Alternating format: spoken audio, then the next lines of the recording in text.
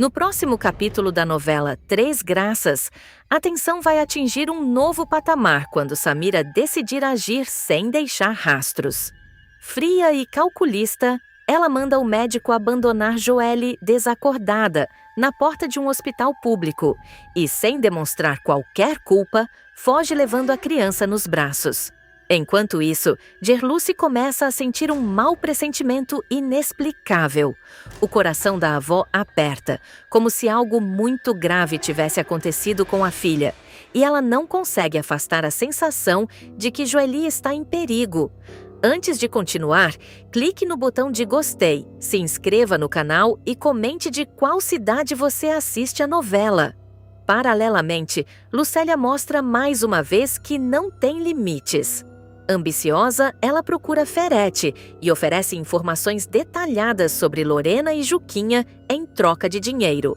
A vilã entrega horários, encontros e até planos do casal, alimentando interesses obscuros. Não satisfeita, Lucélia ainda planta uma mentira cruel. Induz Lorena e Juquinha a acreditarem que Casper esteja envolvido com drogas, jogando uma sombra sobre o rapaz e criando um clima de desconfiança. Sem imaginar o caos que deixou para trás, Samira entrega a criança a Lena e Herculano. Ela orienta que o casal saia de casa por alguns dias, alegando que é para proteger o bebê.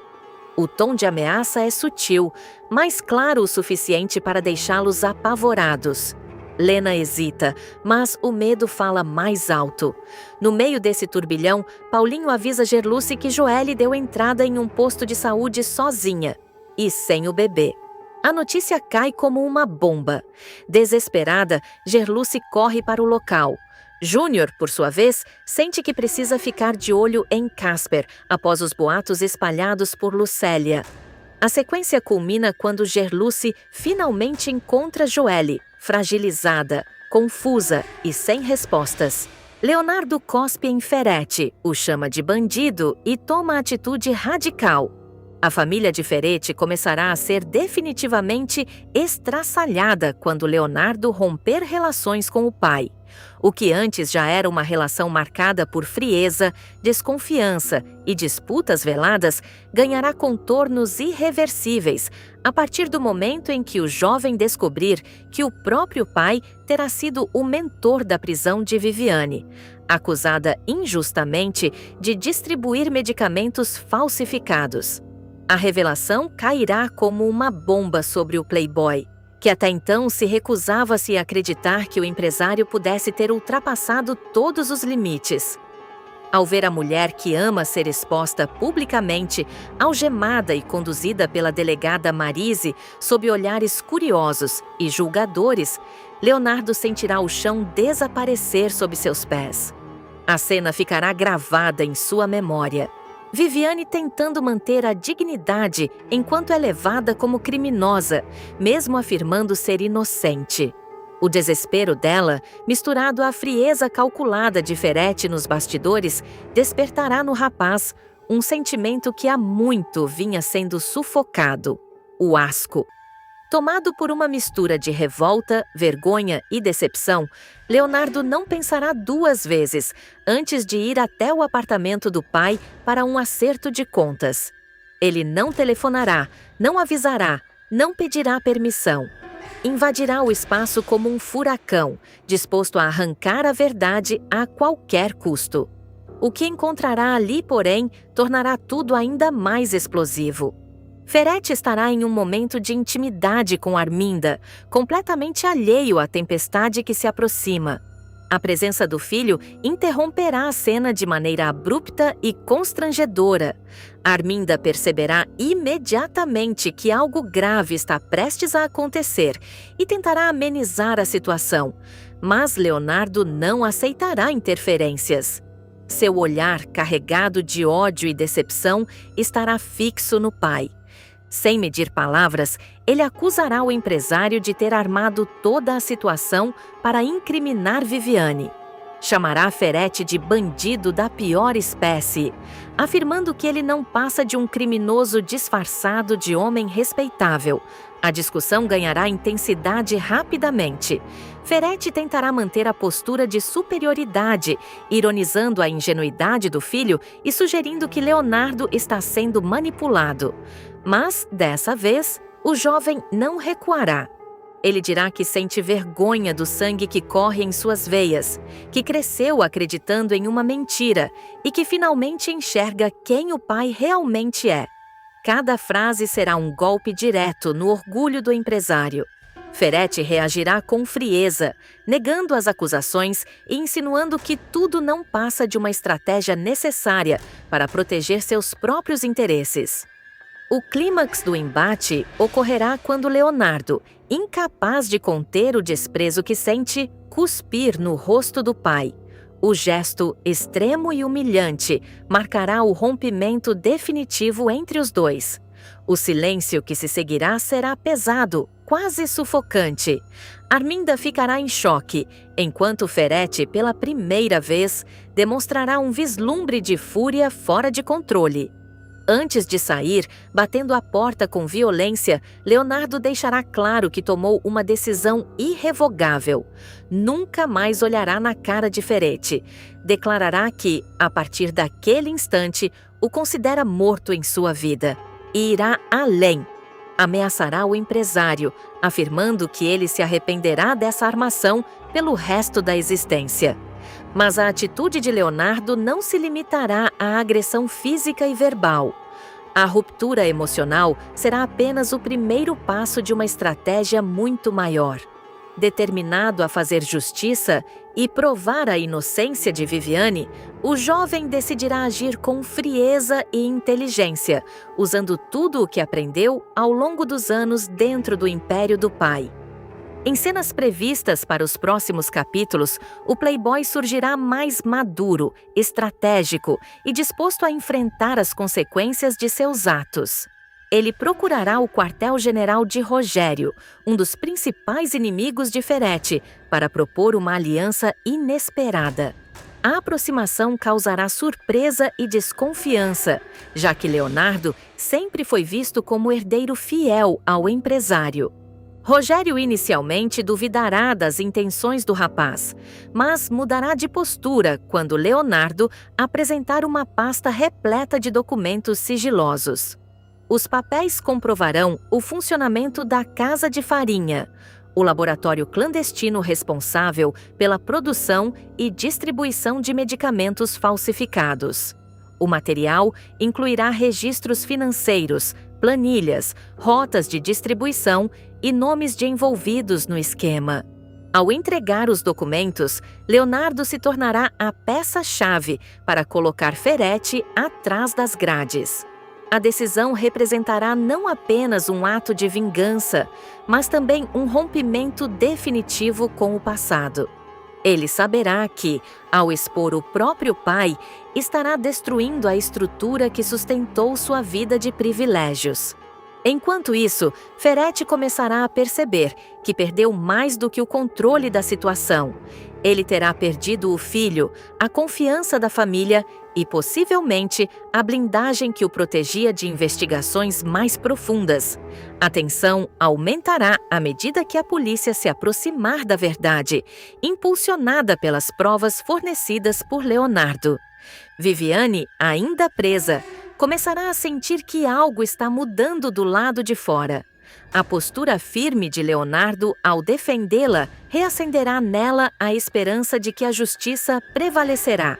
A delegada Marise, ao analisar os novos documentos, perceberá inconsistências graves na acusação inicial e passará a desconfiar que a prisão da jovem tenha sido parte de uma armação maior. Nos próximos desdobramentos, a guerra entre pai e filho ganhará novos contornos. Ferete não aceitará passivamente a traição e poderá tentar contra-atacar para preservar seu império. Leonardo, por sua vez, precisará lidar com ameaças, pressões e o peso emocional de ter colocado o próprio sangue no banco dos réus. A família, antes sustentada por aparências e interesses, verá suas fissuras expostas diante de todos. Aliados começarão a escolher lados. Segredos antigos poderão vir à tona, revelando que a Casa de Farinha não é o único escândalo escondido sob o tapete. E à medida que as investigações avançarem, ficará claro que a atitude impulsiva de Leonardo, o cuspe, a ruptura, a entrega dos documentos, foi apenas o início de uma transformação muito maior na trama de Três Graças. O herdeiro deixará de ser espectador para assumir o papel de protagonista em uma batalha que promete redefinir destinos, alianças e verdades ocultas. A partir desse ponto, os próximos capítulos de Três Graças ganharão um ritmo ainda mais acelerado. A entrega dos documentos por Leonardo não apenas fortalecerá as investigações, como também desencadeará uma reação imediata de Ferretti. Acostumado a controlar todos ao seu redor, o empresário perceberá que, desta vez, está diante de um adversário que conhece cada uma de suas estratégias e que aprendeu com ele. Ferretti tentará agir nos bastidores, usará contatos influentes, pressionará aliados e buscará silenciar possíveis testemunhas ligadas à Casa de Farinha. No entanto, a existência dos registros financeiros e das provas detalhadas tornará a situação mais delicada do que ele imaginava. A delegada Marise, ao aprofundar as apurações, começará a cruzar informações que apontam diretamente para o empresário. Leonardo, por sua vez, enfrentará as consequências sociais e emocionais de sua decisão. Parte da elite que sempre frequentou sua casa passará a vê-lo como traidor. Comentários maldosos circularão, sugerindo que ele age apenas por paixão ou impulso. Ainda assim, o jovem se manterá firme. Pela primeira vez, sua postura não será marcada por rebeldia vazia, mas por convicção. Viviane começará a receber sinais de que sua situação pode mudar. A defesa apresentará novas evidências e a inconsistência das acusações ficará cada vez mais evidente. A jovem, embora ainda fragilizada pela humilhação pública, demonstrará força ao se recusar a aceitar qualquer acordo que implique assumir uma culpa inexistente. Sua postura reforçará a determinação de Leonardo em levá-la até o fim da batalha judicial. Arminda, abalada pela cena do confronto entre pai e filho, passará a questionar seu próprio papel na história. Ao perceber que Ferretti pode estar mais envolvido no esquema criminoso do que aparentava, ela enfrentará um dilema moral. Permanecer ao lado do empresário significará fechar os olhos para práticas ilegais. Afastar-se poderá colocá-la em risco. Nos próximos desdobramentos, a tensão entre Leonardo e Ferretti atingirá níveis ainda mais perigosos. O empresário, sentindo-se encurralado, poderá recorrer a medidas desesperadas para proteger sua imagem e seu patrimônio. Rumores de novas armações e tentativas de desviar o foco da investigação começarão a surgir. Ao mesmo tempo, Rogério enxergará na aliança com Leonardo uma oportunidade estratégica. Ele incentivará o jovem a aprofundar a coleta de informações, sugerindo que há mais irregularidades escondidas sob a fachada da Casa de Farinha. Essa parceria ampliará o alcance das denúncias e aumentará a pressão sobre Ferretti. A narrativa avançará, mostrando que a ruptura familiar não é apenas um conflito pessoal, mas o estopim de uma crise que ameaça atingir todo o núcleo central da trama. Amizades serão testadas, alianças revistas e segredos antigos poderão emergir, conectando personagens que até então pareciam distantes do escândalo. Leonardo também enfrentará momentos de dúvida. Haverá cenas em que ele refletirá sobre a infância, lembrando-se de ocasiões em que admirava o pai e acreditava em sua integridade. Essas memórias tornarão o conflito ainda mais doloroso, mas não suficientes para fazê-lo recuar. Ele compreenderá que enfrentar Ferretti é, acima de tudo, romper com a própria ilusão. No próximo capítulo da novela Três Graças, Jorginho vai ficar paralisado ao ouvir o choro de um recém-nascido ecoando pelo corredor da clínica. O som vai atravessar o peito dele como uma flecha. Com os olhos marejados, ele vai sussurrar que reconhece aquele choro como o da própria neta. Enquanto isso, ele vai observar cada passo de Edilberto, calculando o momento certo para agir. Herculano vai segurar Lena pelos ombros, pedindo calma. Ele dirá que a prioridade é manter a cabeça fria, mas Lena vai tremer, sentindo que algo está errado. O pressentimento de mãe vai falar mais alto.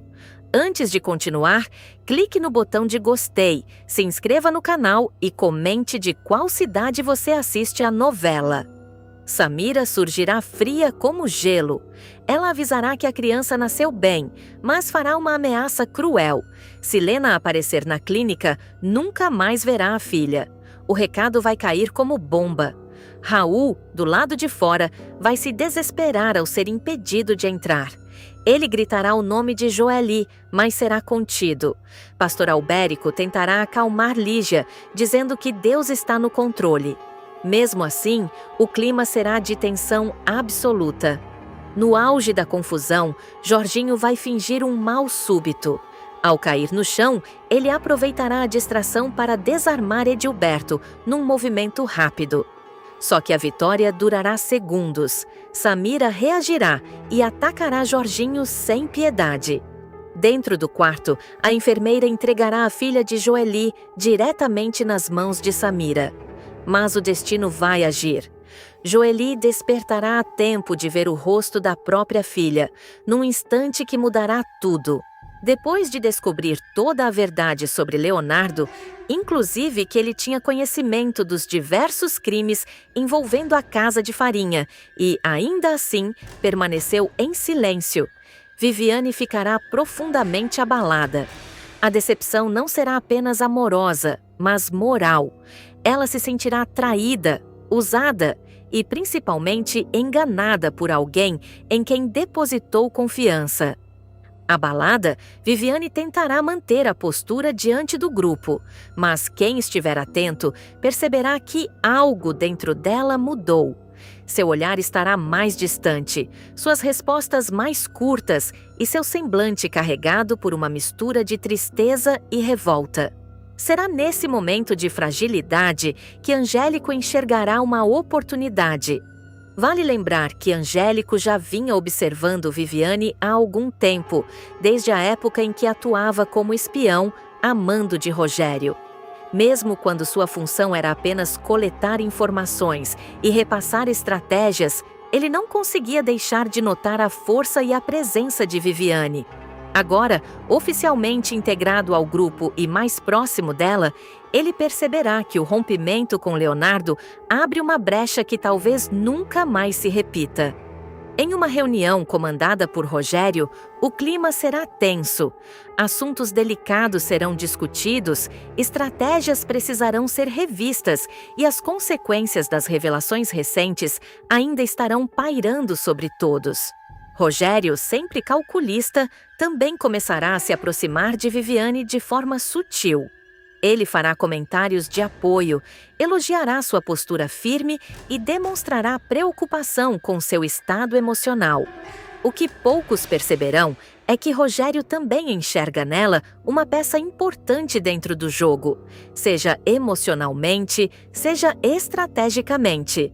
Enquanto isso, Angélico decidirá agir antes que qualquer outro ocupe o espaço que ele deseja. Ele a convidará para jantar em um restaurante discreto, longe dos olhares curiosos e das tensões do grupo. Viviane hesitará no primeiro momento. Parte dela ainda estará ferida, outra parte desconfiada. Mas a solidão falará mais alto, e ela aceitará. No restaurante, a conversa começará cautelosa. Angélico mostrará um lado mais sensível, ouvirá mais do que falará, e deixará que Viviane desabafe. Ela falará sobre a dor da descoberta, sobre a sensação de ter vivido uma mentira e sobre o medo de confiar novamente em alguém. Angélico aproveitará cada palavra para se posicionar como alguém diferente, alguém que estaria disposto a protegê-la e apoiá-la. Entre taças e confidências, a tensão mudará de tom. O olhar demorará um pouco mais, o toque na mão será mais firme e o silêncio entre uma frase e outra carregará uma energia que nenhum dos dois ignorará. Ao final da noite, ele se oferecerá para levá-la para casa. Ela aceitará, ainda envolta naquela mistura de carência e curiosidade. Na casa de Viviane, a conversa continuará. Agora, sem o barulho do restaurante, as palavras ganharão mais peso. Eles relembrarão momentos da convivência no grupo, rirão de pequenas situações, e pouco a pouco a distância física diminuirá. O primeiro beijo acontecerá de forma quase inevitável. Um gesto impulsivo, mas carregado de significado. Viviane cederá não apenas pelo desejo, mas pela necessidade de se sentir desejada e valorizada após a frustração com Leonardo. O clima ficará mais intenso. Entre beijos e promessas sussurradas, eles se deixarão levar pelo momento. Viviane, decidida a não viver com medo, permitirá que a noite avance. No entanto, quando a situação estiver prestes a se aprofundar, algo inesperado acontecerá. No instante em que ela começar a tirar as roupas, Angélico empalidecerá. Seus olhos se arregalarão, o corpo perderá a firmeza e ele cairá para trás, como se tivesse sido tomado por um choque. Viviane, assustada, se aproximará rapidamente. Você desmaiou do nada. Parece que ouviu alguma coisa. Acho melhor a gente se encontrar amanhã, ela dirá, tentando manter a calma, embora por dentro esteja confusa. Angélico tentará disfarçar, dirá que foi apenas uma tontura, talvez cansaço ou nervosismo. Mas o olhar dele revelará que não foi só isso. Houve algo que o surpreendeu profundamente. Viviane passará a noite inquieta. O que exatamente teria provocado aquela reação? Teria sido medo, arrependimento ou algo que ela ainda não consegue identificar? A dúvida começará a corroer sua segurança recém-reconquistada. No dia seguinte, eles se encontrarão novamente. O clima estará diferente, mais tenso, mais direto. Angélico evitará rodeios. Nossa, eu não imaginava que você tinha aquilo. Viviane, firme, o encarará. Aquilo o quê? Ele hesitará por um segundo, mas acabará deixando escapar o que estava implícito. Você sempre soube que eu sou uma mulher trans, ela dirá, sem baixar o olhar. Angélico confirmará que sabia, mas admitirá que tinha construído uma imagem diferente na própria cabeça. Uma expectativa que agora se confrontava com a realidade. As palavras dele soarão confusas, talvez até contraditórias. Ele insistirá que não tem preconceito, que apenas foi pego de surpresa. Para Viviane, no entanto, não será apenas uma questão de surpresa, será mais uma decepção. Ela perceberá que, apesar dos discursos de apoio e das demonstrações de interesse, Angélico também carregava expectativas e limites que ele nunca teve coragem de expor claramente. A conversa ficará pesada. Ela entenderá que não pode continuar se permitindo viver relações baseadas em omissões, suposições ou curiosidades mal resolvidas. Mais uma vez, será ela quem precisará decidir pelo próprio bem-estar. Determinada, Viviane dirá que não dá para continuar, não daquela forma. Não com alguém que, no momento mais íntimo, reagiu com choque em vez de compreensão. Angélico tentará argumentar, dirá que precisa de tempo para processar, que foi tudo muito rápido, mas a decisão dela já estará tomada. Mais uma vez, Viviane seguirá sozinha, não por falta de opção, mas por escolha. Nos próximos capítulos, essa decisão poderá aproximá-la ainda mais de si mesma e talvez colocá-la diante de novas alianças, novos conflitos e revelações que ainda prometem abalar o grupo. Enquanto isso, Rogério continuará atento, observando cada movimento, ciente de que os laços emocionais podem ser tão estratégicos quanto qualquer plano arquitetado nos bastidores. A decisão de Viviane não passará despercebida. Ao encerrar qualquer possibilidade com Angélico, ela não estará apenas rompendo um envolvimento recente, estará reafirmando, diante de si mesma e dos outros, que não aceitará mais relações baseadas em expectativas distorcidas ou surpresas mal administradas. A firmeza com que ela conduzirá a conversa deixará claro que sua identidade não é um detalhe a ser tolerado, mas parte essencial de quem ela é.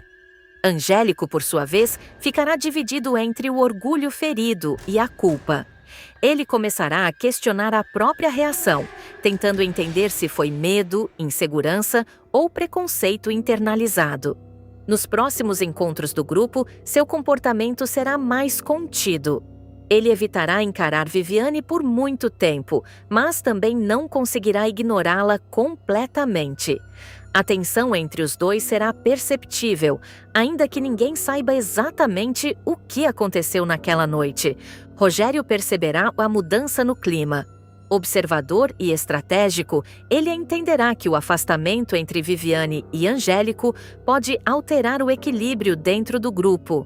Aos poucos, ele intensificará sua aproximação com ela, oferecendo apoio prático nas decisões e criando espaços de diálogo em particular.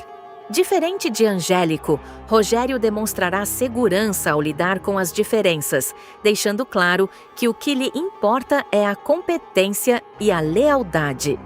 Viviane, no entanto, estará mais cautelosa do que nunca.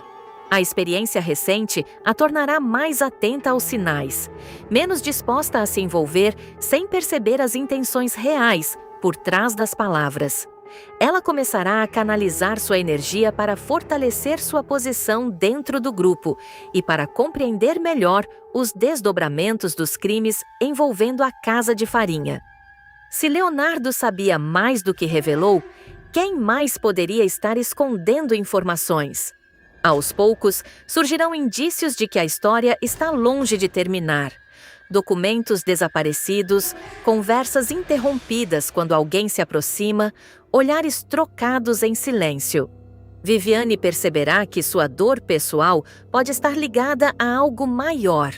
E desta vez, ela não permitirá que sentimentos a impeçam de enxergar a verdade. Enquanto Angélico tenta se reaproximar, buscando uma segunda chance, Viviane manterá distância. Não por frieza, mas por maturidade. Ela entenderá que amor não pode nascer da dúvida ou da surpresa desconfortável. Se houver um recomeço, precisará ser construído sobre clareza absoluta. Alianças serão redefinidas, segredos começarão a vir à tona, e a postura firme de Viviane poderá colocá-la no centro de um conflito ainda mais profundo. O que parecia apenas uma noite mal resolvida poderá desencadear consequências que afetarão todos ao redor e revelar que, na Casa de Farinha, há muito mais a ser descoberto do que se imaginava. No próximo capítulo da novela Três Graças, o clima vai ficar insustentável quando Jorginho e Samira se enfrentam cara a cara. Ele, tomado pela revolta, encosta a vilã na parede e dispara que não vai permitir que ela transforme a própria neta em moeda de troca. Samira, fria como sempre, rebate dizendo que todos ali têm culpa e que ela apenas sabe jogar melhor. A tensão cresce, os dois trocam acusações pesadas e a discussão termina com uma ameaça velada que promete consequências devastadoras. Antes de continuar, clique no botão de gostei, se inscreva no canal e comente de qual cidade você assiste a novela. Enquanto isso, Leonardo tenta se explicar para Viviane. Ele garante que não teve intenção de prejudicar ninguém e que só se envolveu na confusão para proteger a família. Viviane, magoada, questiona as mentiras e cobra transparência. Leonardo insiste que está disposto a provar que mudou, mas percebe que reconquistar a confiança dela será mais difícil do que imaginava. No hospital, o médico avisa a Gerluce, Jorginho, Raul e Paulinho que Joely teve uma ruptura parcial da membrana e que terá de fazer o parto imediatamente. O anúncio cai como uma bomba. Raul entra em desespero, Gerluce tenta manter a calma e Jorginho se sente impotente diante da situação. Paulinho, atento, promete que ninguém vai se aproveitar desse momento delicado. Paralelamente, Lucélia flagra Casper saindo do ferro velho sem ser vista. Desconfiada, ela decide observar cada passo do rapaz. Pouco depois, Casper sonda Júnior sobre o ferro velho, fazendo perguntas demais e demonstrando interesse suspeito. Júnior estranha, mas disfarça, tentando entender até onde vai aquela curiosidade. Em outro ponto da cidade, Josefa avisa a Arminda que a neta da filha está nascendo. A notícia mexe com sentimentos antigos e desperta lembranças que Arminda preferia manter enterradas. Minutos depois, Gerluce surge emocionada e avisa que a neta nasceu. O choro do bebê ecoa pelo corredor do hospital e muda o rumo de todos ali, marcando o início de uma nova fase cheia de desafios e reviravoltas. Bagdá tomará uma decisão que mudará o rumo da história e colocará em xeque as alianças construídas até aqui. Ainda abalado com a revelação brutal de Lucélia, ele decidirá que não pode mais se calar. A frieza com que a jovem confessará ter matado os próprios pais será a gota d'água. Diante de um segredo tão sombrio, o traficante entenderá que proteger Casper é, também, proteger a si mesmo de uma tragédia maior. Determinado, Bagdá procurará o galerista e, sem rodeios, abrirá o jogo. Ele relatará cada palavra dita por Lucélia, cada detalhe da confissão que o deixou horrorizado. Não haverá exagero nem floreio, apenas a verdade crua. Ao final, ele será categórico: ela não vale nada. A frase ecoará pesada no ambiente, carregada de indignação e decepção. Casper, no entanto, reagirá de maneira inesperada. Em vez de se deixar abalar pelas palavras de Bagdá, ele estará completamente absorvido por outra questão. Seu olhar estará fixo nas imagens da estátua das Três Graças, fotografadas pelo próprio Bagdá. O galerista mal conseguirá disfarçar o entusiasmo ao observar os detalhes da escultura, a delicadeza das formas e a potência simbólica da obra. Para Casper, aquela estátua representará mais do que uma peça de arte, será uma revelação. Ao analisar as fotos, ele enxergará traços de sensibilidade e talento na forma como Bagdá captou cada ângulo. A percepção artística do jovem, ainda que embrionária, chamará sua atenção de imediato. O alerta sobre Lucélia ficará em segundo plano, ofuscado pela possibilidade de descobrir um novo nome promissor no cenário artístico. Bagdá perceberá que suas palavras não surtiram o efeito esperado. A frustração crescerá dentro dele, mas também surgirá um conflito silencioso. Ao mesmo tempo em que tentará alertar Casper, ele verá diante de si uma oportunidade inédita. O galerista começará a fazer perguntas sobre o processo, sobre como ele teve acesso à estátua, sobre o que o motivou a registrar aquela obra. Encantado, Casper fará uma proposta ousada. Ele oferecerá a Bagdá a chance de organizar uma exposição profissional em sua galeria. Será um convite formal, carregado de promessa e risco. Para o jovem, aquilo soará como um passaporte para outra vida, uma vida distante do crime, das perseguições e da violência que sempre o cercaram. Nos próximos capítulos, essa oferta ganhará contornos ainda mais intensos. A morte de Jorginho continuará ecoando na memória de Bagdá. O luto o transformará profundamente. Diante da perda do homem que considerava seu pai, ele prometerá mudar de rumo. Recordará conselhos antigos, frases ditas em momentos de afeto e advertências que antes ignorava.